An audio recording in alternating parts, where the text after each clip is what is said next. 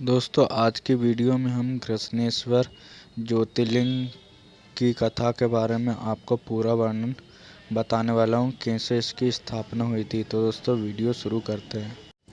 भारत के दक्षिण प्रदेश के देवगिरी पर्वत के निकट सुकर्मा नामक ब्राह्मण और उनकी पत्नी सुदेश निवास करते थे। दोनों ही भगवान शिव के परम भक्त थे, परंतु इनके कोई संतान ना थी। इस कारण ये बहुत दुखी थे, जिस कारण उनकी पत्नी उन्हें दूसरी शादी करने का आग्रह करती थी। अतः पत्नी के जोर देने सुकर्मा ने अपनी पत्नी की बहन घुश्मा के साथ विवाह कर लिया।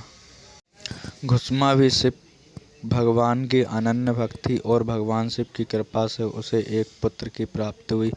पुत्र प्राप्ति से घुश्मा का मान बढ़ गया, परंतु इस कारण सुदेश को उससे ईर्ष्या होने लगी। जब पुत्र हो गया तो उसका विवाह कर दिया गया। यह सब देखकर संदेह के मन में और अधिक ईर्ष्या पैदा हो गई, जिसके कारण उसने पुत्र का अनिष्ट करने की ठान ली। और एक दिन रात्रि में जब सब सो गए, तब उसने घुश्मा के पुत्र को चाकू से मारकर उसके शरीर के टुकड़े कर दिए और उन टुकड़ों को सरोवर में डाल दिया, जहाँ पर घुश्मा प्रतिदिन पार्थिव लिंग का विसर्जन किया करती थी। शिव को तालाब में फेंककर यह आराम से घर में आकर सो गई। रोज की भांति शांति जब सभी लोग अपने कार्यों में व्यस्त हो गए और निष्कर्म में लग गए, तब सुदेह भी आनंद पूर्वक घर के काम में जुट गई। परंतु जब बहू नींद से जागी तो बिस्तर को खून में सना पाया तथा मांस के कुछ टुकड़े दिखाई दिए। यह भयानक दृश्य देखकर व्याकुल बहू अपनी सास घुश्मा के पास जाकर रोने लगी और पति के बारे में पूछने लगी और विलाप करने लगी। सुदेह भी उसके साथ विलाप में शामिल हो गई, ताकि किसी को भी उस पर संदेह न हो। बहू के क्रंदन को सुनकर घुश्मा जरा भी दुखी नहीं हुई और अपने नृत्य पूजन व्रत में लगी रही। वह घुश्मा भी अपने नृत्य पूजन कर्म में लगे रहे। दोनों पति पत्नी भगवान का पूजन भक्ति के साथ बिना किसी विघ्न चिंता के करते रहे। जब पूजा समाप्त हुई, तब घुश्मा ने अपने पुत्र की रक्त से भी सैया को देखा। यह विभत्स दृश्य देखकर भी उसे किसी प्रकार का विलाप नहीं हुआ। उसने कहा कि जिसने मुझे पुत्र दिया है, वही शिव उसकी रक्षा भी करेंगे। यह तो स्वयं कालों के भी काल है, सत्य पुरुषों के आश्रय और वही हमारे संरक्षक है, अतः चिंता करने से कुछ न होगा।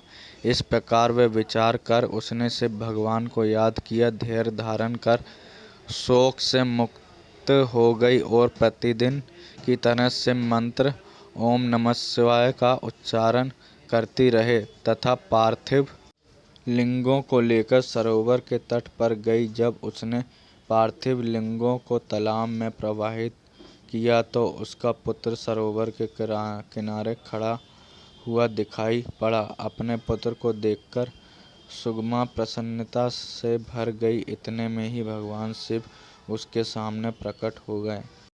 भगवान शिव घुश्मा की भक्ति से बहुत प्रसन्न हुए और वरदान मांगने को कहा। भगवान ने कहा यदि वो चाहे तो उसकी बहन को त्रिशूल से मार डाले, परंतु घुश्मा ने श्रद्धापूर्वक महेश्वर को प्रणाम करके कहा कि सुदेह बड़ी बहन है, अतः आप उसकी रक्षा करें, उसे क्षमा करें। सुगमा ने निवेदन किया कि मैं दुष्कर्म नहीं कर सकती और बुरा करने वाले की भी भलाई करना ही अच्छा माना जाता है। अतः भगवान शिव घुश्मा के भक्तिपूर्ण विचारों को सुनकर अत्यंत प्रसन्न हो उठे और कहा, घुश्मा तुम कोई और वर मांग सकती हो। घुश्मा ने कहा, हे महादेव, मुझे वर देना ही चाहते हो तो लोगों की रक्षा और कल्याण के लिए आप यही सदा निवास करें। घुश्मा की प्रार्थना से प्रसन्न महेश्वर शिवजी ने उस स्थान पर सदैव वास करने का वरदान दिया